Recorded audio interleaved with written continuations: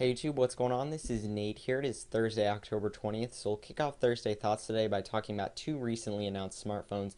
The first one is the Droid Razr by Motorola. This device is super thin, only coming in at 7.1 millimeters thick. It's got a dual-core processor, 1 gigabyte of RAM, support for Verizon LTE, and for the camera you'll get 8 megapixels with 1080p video recording.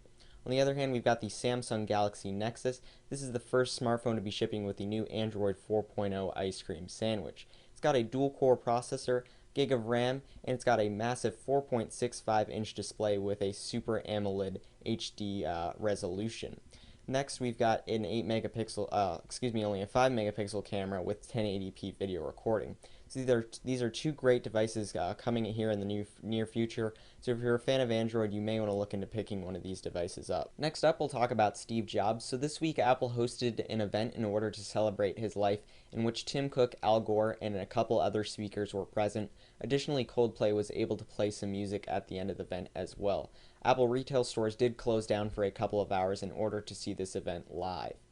This week, some more details are emerging about Steve Jobs' final days. According to a report by CNET, Steve was working on Apple's latest product up until the day before he died. So whether or not this was the next iPad, the next iPhone, this truly shows Steve's dedication to his work. Additionally, we're hearing that Steve was not really involved with the iPhone 4S. Instead, he was putting most of his energy into the next iPhone, presumably the iPhone 5, which is expected to have a larger screen and a thinner profile.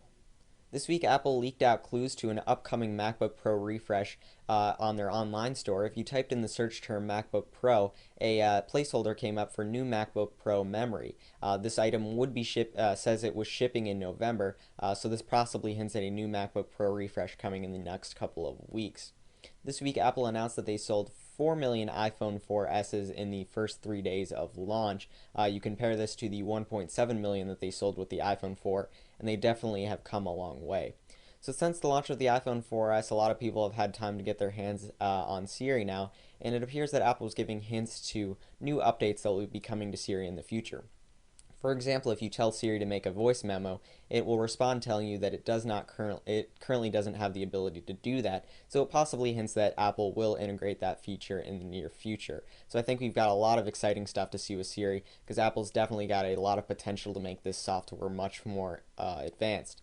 And to wrap things up today, Apple did announce this week that they have now hit 180 million iBook downloads, so a lot of people are now reading books on their iOS devices, specifically the iPad. So thanks for taking the time to watch Thursday Thoughts today. I hope you guys enjoyed it. Please leave a comment below on any of the things that we talked about. Please like it, subscribe, and I'll see you guys in the next one.